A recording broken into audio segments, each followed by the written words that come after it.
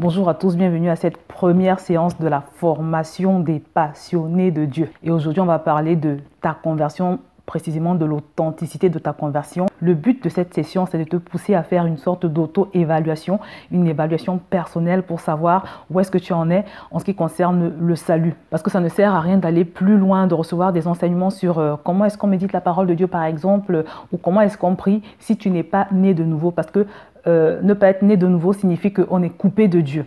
Et justement, à ce propos, il y a beaucoup de personnes qui m'écrivent. C'est souvent le genre de courrier que je reçois le plus souvent, au moins dans 60% des cas. Les gens veulent comprendre pourquoi ils n'arrivent pas à interagir avec Dieu. Ils vont me dire des choses du genre: je crois en Dieu, pourtant je fais tout ce que je peux pour être correct, mais je ne perçois aucun signe quand je prie. Dieu ne m'entend pas, j'ai l'impression que Dieu ne m'entend pas, j'ai l'impression qu'il est absent. Et je peux vous assurer que pour beaucoup de ces personnes, c'est que simplement elles n'ont jamais reçu la vie de Christ. Parce que Jésus est le trait d'union entre Dieu et nous depuis le péché d'Adam. Donc aujourd'hui, je voudrais qu'on voit quelques exemples de cas où on pense être converti alors qu'on n'a pas du tout connecté avec cette vie de Christ qui est vraiment nécessaire, parce qu'elle est le départ de tout dans la vie spirituelle. Je me rappelle que personnellement, avant de rencontrer Dieu, avant de rencontrer Jésus, j'ai dû faire la prière du salut une bonne dizaine de fois, parce que c'était à une époque où il y avait beaucoup d'évangélisation dans mon quartier, dans mon collège. J'étais en Afrique. En Afrique, c'est pas comme ici, on est beaucoup plus ouvert. Donc, il y avait souvent des campagnes d'évangélisation, et à chaque fois qu'on lançait l'appel, je me levais et je faisais la prière du salut. Et ensuite, je retournais dans mon ancienne vie. Il ne se passait rien du tout. Il ne se passait rien du tout jusqu'à ce jour où j'ai eu une sorte de visitation et où vraiment j'ai pu connecter avec le Seigneur une bonne fois pour toutes, et surtout où ma vie n'a plus jamais été la même. Et je dois donc aujourd'hui qu'on parle de ton cas, que tu essayes de voir sur la base de tous les éléments qui vont être présentés si vraiment tu peux considérer que tu es né de nouveau, si tu peux considérer que tu as reçu la vie de Christ. Il y a beaucoup de personnes comme ça qui sont comme j'étais à l'époque, qui s'étaient contentées de faire une prière, la prière du salut, parfois sur Internet, parfois dans une église, parfois dans un autre cadre, et qui sont retournés à leurs péchés. Moi, je me rappelle que j'étais retournée à mes péchés, c'est-à-dire, je pensais qu'il suffisait de faire cette prière, en fait. Donc, on fait l'arrestation et puis on retourne à ses péchés, on retourne à sa vie. Il n'y a rien qui change, il n'y a pas un avant, il n'y a pas un après, il n'y a rien qui distingue la vie qu'on mène de celle qu'on avait avant de faire la petite récitation. Et on ne peut pas considérer qu'on est né de nouveau quand c'est comme ça. Il y a aussi une catégorie de personnes qui fréquentent régulièrement l'église parce que soit ils sont nés dans l'église, ils sont quasiment nés dans l'église parce que leurs parents étaient chrétiens, soit parce que voilà, ils n'ont jamais douté que Jésus était le Fils de Dieu et ils se sont mis à fréquenter une église comme ça. Ils fréquentent cette église, mais ils n'ont jamais eu d'expérience avec Dieu, ils n'ont jamais pu connecter avec le Seigneur. C'était le cas de ma fille, par exemple, parce que j'ai 3 enfants. Pour ceux qui me suivent, j'ai déjà un peu partagé le témoignage. J'ai donc des enfants qu'on a élevés dans les voies du Seigneur depuis qu'ils sont tout petits. En ce qui concerne ma fille aînée, qui a 16 ans aujourd'hui, il y a de cela quelques années, 4 ans, 5 ans, quand elle entrait au collège, on s'est rendu compte que c'était un peu compliqué, c'était devenu un peu compliqué. Parce que vous savez que c'est une phase souvent où l'enfant est dans l'adolescence et où il se retrouve dans un environnement nouveau, où on est pas mal influencé. Il y a un moment où on est plutôt influençable. Je me rappelle qu'elle avait commencé à nous interroger, à nous poser des questions vraiment étranges, du genre qu'est-ce qui prouve que Jésus est Dieu, qu'est-ce qui prouve par exemple que la fornication est un péché. Donc c'était un moment où on avait senti qu'elle remettait en question beaucoup de choses. Elle avait un peu comme si elle n'avait plus beaucoup de conviction en ce qui concerne ce que la parole de Dieu déclare. Donc ça, c'était quand elle entrait au collège. Et quelques années plus tard, par la grâce de Dieu, 2-3 ans après, il s'est passé quelque chose d'extraordinaire. Je me rappelle que c'était à la période où on avait changé d'église, où on avait commencé à fréquenter l'église actuelle. Et dans cette période, justement, le pasteur enseignait beaucoup sur le Saint-Esprit. Et je sais que c'est à ce moment-là que sa rencontre avec Dieu s'est passée. C'est à ce moment-là qu'elle est née de nouveau. Parce qu'il y a eu un changement totalement radical dans sa vie. Elle n'était plus du tout la même personne. Il y a un feu qui a commencé à brûler en elle. Elle a commencé à beaucoup parler du Saint-Esprit, à adorer souvent, à beaucoup adorer le Seigneur, par exemple. Et surtout, elle a commencé à évangéliser ses camarades. Ça, c'était 2-3 ans après, environ. 2-3 ans après l'épisode où elle avait vécu toutes sortes de perturbations. Donc elle était tellement en feu. Et je me rappelle qu'un jour, mon fils m'a appelé, j'étais sortie, j'étais pas chez moi. Il m'appelle et puis il me dit maman, tu n'imagineras jamais ce qui est en train de se passer ici à la maison. Je lui dis, mais quoi? Il me dit, ta fille a ramené ses copines à la maison. Elles sont 3, elles sont assises sur le canapé au salon et elle est en train de leur prêcher l'évangile. Elle a une Bible en main, elle est debout et elle est en train de leur prêcher l'évangile. Donc, elle avait ramené ses copines à la maison et elle était en train de leur annoncer la parole. Et pour la petite histoire, ces 3 copines sont converties aujourd'hui. Parmi elles, il y en avait une qui était musulmane d'ailleurs, qui s'est convertie et qui a officiellement annoncé à sa mère qu'elle n'était plus musulmane. Donc, il y a ce feu-là qui a commencé à brûler en elle. Et même au niveau de ses résultats, c'était plus du tout la même chose. Elle était passée d'un niveau moyen à un niveau excellent. Son comportement a changé, sa consécration. Vraiment, par la grâce de Dieu, si le Seigneur le permet, je vais vous proposer son témoignage. Mais c'est vraiment quelque chose d'extraordinaire, de notable. Donc voilà une enfant qui est née, on va dire qu'elle est née dans la maison de Dieu parce que quand elle est née, on était déjà dans la foi, on était déjà assez actifs dans l'église. Mais elle n'avait pas encore touché Dieu, elle connaissait la parole, elle faisait ce qu'elle pouvait pour obéir, mais elle n'avait pas encore eu cette expérience. Et quand il y a eu cette expérience, on a senti la différence. Et aujourd'hui, son père et moi, nous pouvons témoigner qu'il y a un avant et un après. Je te partage toutes ces expériences pour te faire comprendre que quand on parle de nouvelle naissance, il y a toujours forcément un avant et un après. Il y a un déclic qui se produit à un moment donné. Il y a une rencontre qui s'effectue et qui fait toute une différence dans la vie de la personne. Je me rappelle qu'en ce qui me concerne, le jour où j'ai été visitée dans ma chambre, j'ai commencé à avoir de l'aversion pour toutes les choses qui me semblaient normales. Je ne pouvais plus pratiquer l'impudicité parce que j'avais du dégoût pour ces choses. Il y avait des choses que je trouvais normales. J'avais commencé à les trouver totalement désagréables, dégoûtantes.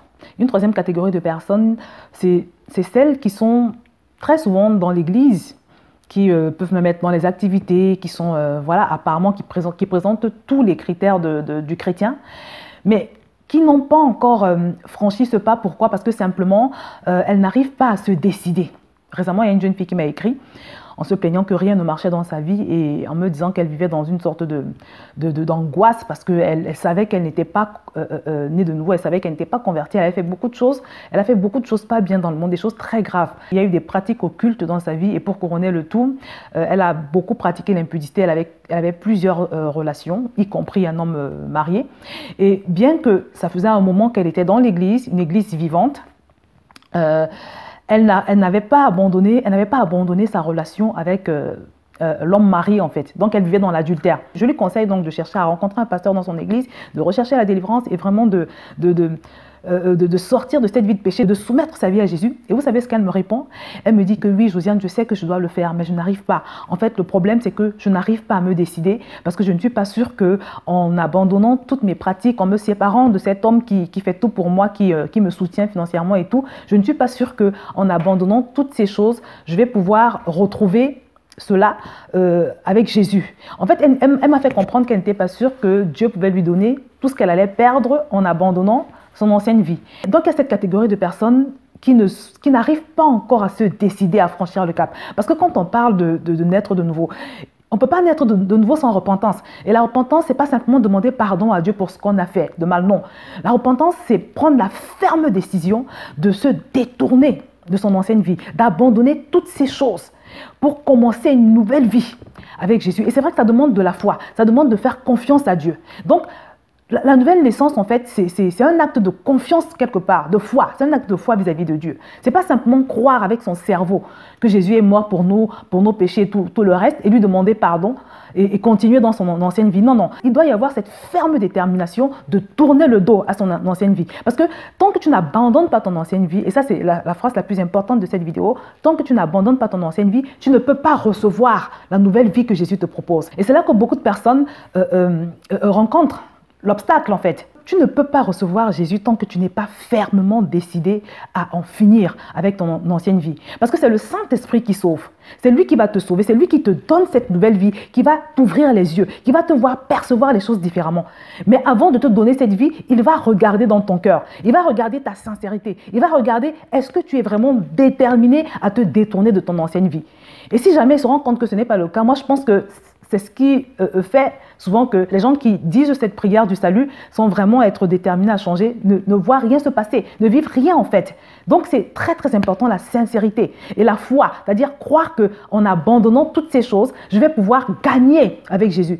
Parce que c'est ce qu'il va faire. Dieu n'est pas un homme pour mentir, ni un fils d'homme pour se repentir. S'il te dit, s'il te promet la lumière, s'il te promet le bonheur, s'il te promet la paix, s'il te promet l'excellence, l'abondance, si tu te détournes du mal, du diable, c'est qu'il va le faire. Maintenant, je vais vous proposer de regarder une vidéo vraiment que j'ai pris le soin de sélectionner pour vous. Il s'agit d'une émission vraiment excellente où tu vas avoir d'autres témoignages qui vont t'apporter davantage d'éclairage sur ta propre situation, qui vont te donner davantage d'éléments pour savoir à quel niveau tu en es toi-même personnellement. Donc, je vais te laisser regarder cette vidéo qui sera suivie de plusieurs questions auxquelles il faudra que tu répondes, qui vont vraiment te permettre d'être définitivement fixé en ce qui concerne la question de ton salut. Je te laisse donc regarder cette vidéo et surtout, il faudra répondre à toutes les questions qui vont suivre. Je te souhaite donc un bon visionnage, mais surtout une très bonne méditation pendant que tu seras en train de regarder et même après. Bonjour à tous. Bonjour Evelyne Lebeau. Ça va bien? Très bien. Très bien. Super. Aujourd'hui, nous allons parler de faire attention aux fausses conversions, à sa propre fausse conversion. Donc, vous nous écoutez, vous êtes peut-être dans l'église depuis 5 ans, depuis 10 ans ou depuis 2 mois.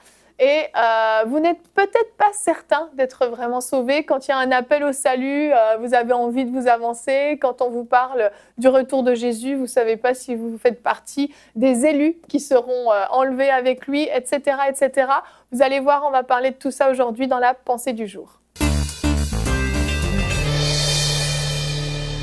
Donc Frank, le titre de ta pensée est « Comment savoir si une personne est sauvée ?»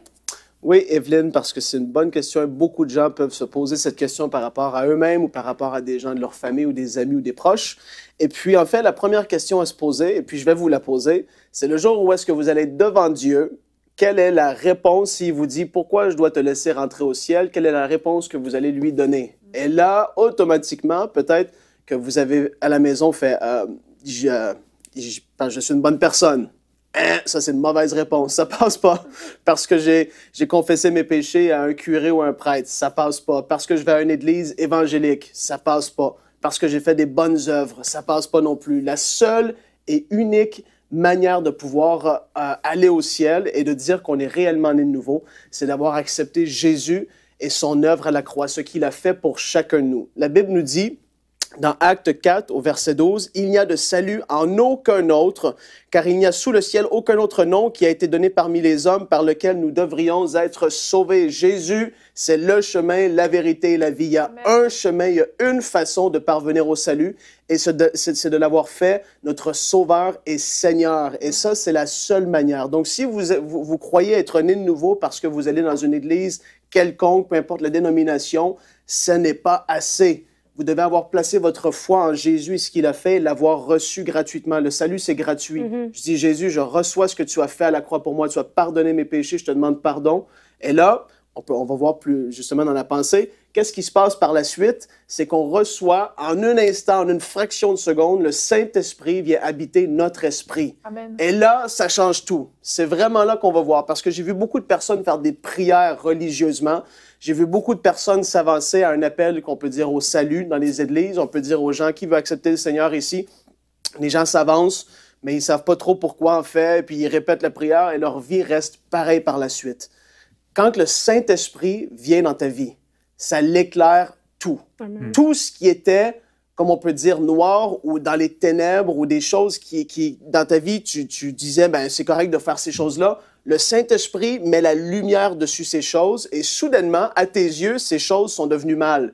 J'aurais pu m'acharner pendant 18 ans, te dire, ben, tu sais, tu ne devrais pas trop faire ça parce que Dieu n'aime pas trop ça. Et puis toi, tu t'aurais dit, ben, pourtant, c'est pas si grave. Mais lorsque le Saint-Esprit est là, il éclaire. Sa lumière divine, tellement puissante, vient tout éclairer dans ta vie. Et ça, on ne peut pas s'attendre non plus à ce que tout se fasse en 2 jours. Il faut être patient avec les gens parfois. Mais il va commencer avec les gros trucs. Des affaires qui étaient là dans votre vie, qui ne devraient pas être là. On pourrait faire une longue liste, c'est pas le but. Mais il va commencer par les gros trucs. Et puis après ça, il va commencer à travailler notre caractère. Il va commencer à nous travailler dans nos pensées, dans notre façon de penser. Et puis le Saint-Esprit va faire son œuvre. Et ça, c'est progressif. C'est super important de le comprendre. Mais du moment où est-ce qu'on est de nouveau, le Saint-Esprit illumine vraiment nos yeux et nous montre ce qui est dans notre vie et ce qui doit changer. C'est super important de le comprendre parce que beaucoup de monde se font avoir par « j'ai un copain, il a fait la prière de repentance, il doit être sauvé ». Mais quel est le fruit dans sa vie? Jésus a dit qu'on va reconnaître un arbre à son fruit. Et ça, il faut le voir. C'est obligatoire, c'est obligé. Tu ne peux pas naître de nouveau et ne pas changer. C'est inacceptable. Je l'ai vécu. Ma vie, elle a changé. Lorsque je me suis vraiment abandonné à Dieu, ma vie, elle a complètement changé. Et ça, on ne peut pas compromettre ça. Et là, si vous vous dites, mais je me retrouve pas trop dans ce que tu dis, en fait, Frank, parce que ma vie, elle n'a pas changé. Je parle de la même façon, je pense de la même façon. J'ai pas d'intérêt plus qu'il faut pour les choses de Dieu. Je vais à l'église le dimanche, ma famille y va, j'apporte mes enfants parce que je crois que c'est bien, c'est des bonnes valeurs, des bonnes choses. Est-ce que ta vie a changé? Et ça, c'est la chose qu'on doit se poser comme question. Parce que lorsque Dieu vient dans la vie de quelqu'un, cette vie change à tout jamais. Ça, c'est clair. Il faut vraiment, il faut être clair là-dessus. Et la parole nous dit dans 1 Jean 1,5, la nouvelle que nous avons apprise de lui et que nous vous annonçons, c'est que Dieu est lumière et qu'il n'y a point en lui de ténèbres. Si nous disons que nous sommes en communion avec lui, c'est-à-dire si on croit qu'on est en communion avec Dieu, on l'a comme notre Père céleste, et que nous marchons dans les ténèbres, nous mentons et nous ne pratiquons pas la vérité. Mais si nous marchons dans la lumière, comme il est lui-même dans la lumière, nous sommes mutuellement en communion et le sang de Jésus, son Fils, nous purifie de tout péché. Amen. Et ça, il faut saisir ces choses-là. Et même Jacques va dire que la foi sans les œuvres est morte. S'il n'y a pas de fruits, si lorsque tu dis que tu as la foi en Jésus et que tu es né de nouveau, et il n'y a pas des bonnes œuvres qui vont en découler, ce n'est pas les bonnes œuvres qui te sauvent. Mais lorsque tu es sauvé, tu vas faire des bonnes œuvres. Ça vient avec. Il faut se poser des questions. Une personne qui est née de nouveau va avoir un intérêt pour la Bible, la prière, l'Église locale. Elle va vouloir témoigner de ce que Dieu a fait pour eux. Alléluia! Ça, les vieux chrétiens, il faut se réveiller parce que le feu du premier amour, des fois, est parti. Mais lorsqu'on est né de nouveau, on a envie de témoigner et on a envie de parler des choses qui concernent Dieu et le monde spirituel. On a une envie pour ces choses-là. C'est naturel, c'est en nous et c'est là. Vraiment, il faut le savoir. Je termine en disant que la Bible dit dans Romains 8, verset 16, « L'Esprit lui-même rend témoignage à notre esprit que nous sommes enfants de Dieu. » Et ça, lorsque tu es sauvé, tu sais que tu es sauvé. Moi, tu ne peux pas me persuader, Frank Poulin, est-ce que tu es sûr d'être sauvé? Je suis sauvé. Le jour où je meurs, peu importe c'est quand, je sais où est-ce que je m'en vais. Et je sais ce qui m'a été dit au travers de sa parole. J'ai mis ma confiance en Jésus. Ma vie, elle a été transformée. Je sais que ce qui m'attend, c'est la gloire éternelle. C'est d'aller au ciel, retrouver ceux qui m'ont devancé. J'ai une glorieuse espérance et je le sais que je suis sauvé. Et si vous n'avez pas cette certitude-là, il faut se poser des questions aujourd'hui parce qu'il y en a. Il y a beaucoup de gens qui sont religieux, qui aiment Dieu, qui pensent être nés de nouveau, mais qui ne le sont pas parce qu'il n'y a pas le fruit qui est là. Leur vie n'a pas été transformée. Ils sont et restés les mêmes. Lorsque ma vie a vraiment changé, mes amis l'ont remarqué, les gens autour de moi l'ont remarqué parce que j'étais différent. Alléluia! Ne vivons pas dans les fausses conversions. Abandonnons-nous à Jésus et puis on va vraiment voir des choses changer dans nos vies. Amen. Amen. Amen. Amen. C'est vrai. C'est très vrai. Il doit y avoir un changement. Et ça, c'est évident de tous. Il doit y avoir un changement. Parfois, le changement est radical, est énorme et transperce la vue. Des fois, ça fait quasiment peur. Oui, tellement que c'est radical. Moi, j'en ai vu, c'est comme wow. C'est le jour et la nuit. Et d'autres fois, c'est plus discret, c'est plus infime parce qu'on n'était pas tous en train de se rouler dans les pires péchés du monde, etc. Donc, parfois, ça va être beaucoup plus discret, mais il y a forcément un changement. Moi, je me souviens, j'ai passé 1 an dans une église évangélique. Entre le moment où j'ai fait la prière du salut, je me suis avancée à l'appel, et le moment où je suis vraiment née de nouveau, il y a 1 an qui s'est écoulé. Et pendant cette période, je pensais être sauvée. Mais quand j'ai réellement été sauvée, j'ai compris que je ne l'étais pas avant. Parce que mon regard, le dégoût que j'avais pour le péché est apparu au moment où vraiment Christ est venu dans ma vie. Ça a été vraiment l'élément déclencheur dans ma vie. J'avais renoncé pendant cette année-là à plusieurs choses par moi-même. J'avais fait des efforts pour changer. On peut faire des efforts pour changer. Mais mon regard sur le péché, ce dégoût pour le péché au point où je ne voulais plus pécher, je ne pouvais plus pécher même, est venu au moment où je suis née de nouveau. Ça a été ce qui m'a fait comprendre que réellement, j'avais fait cette rencontre avec Jésus-Christ. Et c'est ça, c'était pas un changement qui était flagrant pour tous, mais moi, en dedans de moi, j'ai vraiment vu la différence. Ça a été un changement extraordinaire. Mais déjà, comme Frank l'a dit, vraiment super pensée, puissante.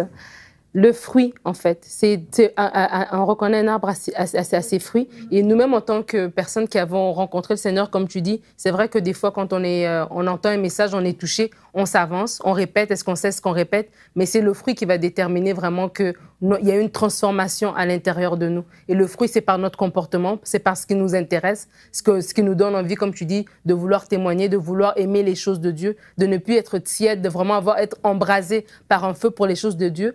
Pour nous-mêmes, pour nous reconnaître, et je dis aussi pour les autres. Parce que quand on dit faites attention aux fausses conversions, moi, ça me fait beaucoup penser aux femmes, aux jeunes femmes qui veulent absolument se mettre en couple. Et il y a beaucoup de garçons, je m'excuse, qui viennent dans des églises et qui disent qu'ils sont convertis, mais ils ne le sont pas. Et vraiment, parce que la fille, dans ses critères, c'est d'avoir un homme qui craint le Seigneur, avoir un chrétien, elle s'embarque. Et puis après, quand elle se rend compte, il est trop tard parce qu'ils sont déjà mariés. Ouais. Et là, tes yeux s'ouvrent. Mais c'est par un fruit que tu vas reconnaître. Alors, cette personne qui te dit qu'elle est sauvée, qui te dit que oui, elle est chrétienne, c'est pas juste qu'elle vient le dimanche à l'église, mais c'est dans son comportement, c'est dans sa façon de parler, c'est dans ces choses-là vraiment, parce qu'un fruit ne peut pas mentir. Un cocotier peut pas produire de mangue, c'est impossible.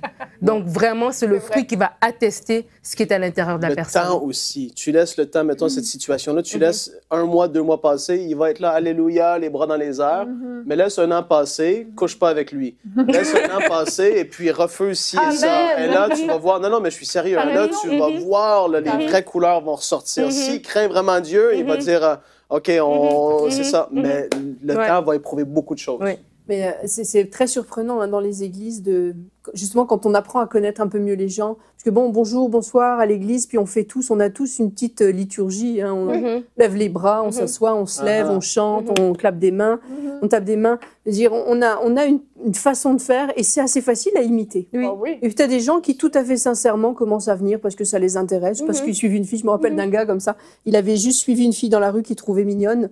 Il est rentré parce qu'elle allait à l'église, donc il allait à l'église parce qu'il l'a trouvée mignonne, puis il est resté un bon bout de temps à taper des mains, à lever les mains au ciel et à dire alléluia, mais il n'était pas converti. Mais un jour, Dieu l'a rencontré et a transformé complètement sa vie. Et maintenant, il est pasteur. Fred, si tu l'écoutes. Mais c'est trop beau. C'est une super histoire, mais il y a eu un laps de temps quand même qui s'est passé. Il venait juste parce que la fille l'intéressait. Et ça se produit souvent, hein. Faut pas croire que ça se produit. Ou alors un conjoint qui accompagne son époux, son épouse, ou des petits-enfants qui accompagnent leur grand-mère. On ne veut pas déplaire, on vient quand même. Et puis, on peut avoir toute cette gestuelle. C'est facile à avoir. Tu as juste à imiter, hein. C'est très facile. Mais quand tu apprends vraiment à connaître les gens... Je me souviens, quand j'avais commencé un groupe d'études bibliques, et puis là, il y avait des gens que je voyais quand même depuis un certain temps. Et à ma grande surprise, il y en avait, je me suis rendu compte qu'ils n'avaient rien compris. Ils venaient pourtant, ils étaient là aux réunions, même aux réunions de semaine, ils étaient fidèles. Ils venaient quand on faisait des tâches collectives, repeindre, balayer, ils étaient fidèlement là, des gens très gentils. Hein. Mais quand tu commençais à creuser un peu, puis qu'on était face au texte biblique et qu'on commençait vraiment à réfléchir, je me dis, mais ils n'ont rien compris. Ils écoutent prédication après prédication, mais je ne sais pas ce qu'ils font. Et je ne sais pas, ils n'avaient pas compris. Et je me suis dit, wow, mais il y a du travail. Parce que si on s'arrête juste à l'apparence, aux gens qui viennent fidèlement, il faut creuser. Et oui, il y a un fruit qui se manifeste quand il y a une vraie conversion. C'est un bouleversement. Même un enfant de chrétien qui a été élevé dans l'église, le jour où il se donne à Christ, il y a vraiment un changement. Changement d'attitude, de langage, de valeur, d'attrait dans la vie. Il y a des choses profondes qui changent et ça doit se voir. C'est ça. Ce que Anne dit, c'est tellement vrai. Moi, j'en ai eu conscience. J'ai beaucoup prêché dans les églises et souvent, quand je vais dans les églises, je prêche. Alors, il y a de très bonnes églises où il y a peu de personnes qui vont se lever pour répondre au salut. Mais il y a des endroits où je suis allé, notamment en Afrique, en Côte d'Ivoire, j'ai prêché, en France aussi, à l'île de la Réunion. Et des personnes étaient là, allaient à l'église, et il y a plus d'1 tiers de la salle qui s'avance pour recevoir Jésus. Ce n'est pas des petits appels, hein. C'est l'enfer, c'est Jésus, c'est la repentance. Et je vois en fait dans les regards des gens les larmes qui coulent, des gens qui sont là depuis des années. Je vois la révélation en fait. Et les pasteurs et tout le monde, on doit prendre conscience de ça, les frères et sœurs, mais dans l'Église, il y a peut-être des âmes qui ne sont pas sauvées. On parle d'aller évangéliser à l'extérieur, c'est merveilleux, il faut le faire, mais si dans la maison, des âmes ne sont pas sauvées, c'est tragique. C'est tragique et il faut prendre le temps dans l'Église de prêcher le vrai message qui sauve. Celui qui sauve. Et celui qui sauve, comme Frank l'a dit, c'est Jésus-Christ. Les gens doivent avoir besoin de ressentir la nécessité d'un sauveur, Jésus-Christ. Et pour ça, ils doivent avoir besoin en fait de se repentir. Et comme on a dit, et la plupart du temps, je vois des gens, je leur parle, je leur dis, mais depuis combien de temps tu connais le Seigneur, etc. Et la réponse est, je me suis fait baptiser ou je suis baptisé, je suis baptisé. Oui. Et ça, je ne sais pas si c'est votre cas, mais j'aimerais vous dire, le baptême d'eau ne vous sauve pas. Le baptême d'eau peut être comme une œuvre, une bonne œuvre, en disant, bon, je suis passé dans l'eau, le pasteur m'a plongé dans l'eau, je suis ressorti de l'eau, donc j'ai fait ce qu'on m'a dit de faire, donc je suis sauvé. Mais le baptême d'eau ne te sauvera pas. Le baptême d'eau, c'est juste en fait la manifestation, la concrétisation de ce que tu as vécu avant dans ton cœur en recevant Jésus comme ton sauveur et en te repentant. Le baptême d'eau, c'est l'image, j'enterre ma vie, mon ancienne vie de pécheur, dans l'eau. Voilà ce qui s'est passé dans ma vie. Et quand je ressors, c'est une vie nouvelle, propre, qui commence avec Jésus. Et ça, c'est vraiment important. S'il n'y a pas eu de repentance, comme on l'a dit, de changement dans ma vie, si je vis toujours dans les mêmes péchés, c'est que je suis désolé. Et là, tu sais que certainement tu n'es pas sauvé. Et là, tu dois vraiment prier, dire Seigneur, je ne te connais pas, Jésus, mais je veux te connaître. Sauve-moi, montre-moi, ouvre mes yeux. Et tu vas vivre ce miracle. Mais il faut quand même rappeler que le mot repentance, c'est pas regretter. Hein. C'est pas dire je regrette mes anciens péchés. Ça, c'est pas de la repentance. Quand on a traduit dans le texte biblique par repentance, c'est métanoïa, c'est changement complet de nature. On est transformé. C'est un complètement changement total. Et c'est pas juste regretter. C'est vrai. Et il y a quelques traductions qui ont choisi un autre mot pour repentance. Et dans certaines églises, ça a été considéré comme sacrilège, mais il faut comprendre que ça veut dire changement radical. Je sais qu'il y a eu une version qui a été un petit peu controversée, ils ont traduit par changement radical. Mais je crois que c'est encore mieux de traduire comme ça. Parce que repentance, ça peut dire, je regrette, j'ai fait du mal, je regrette. Mais non, regretter ne sauve pas. C'est de changer, un changement profond et complet, radical. Amen. Il sauve. Amen.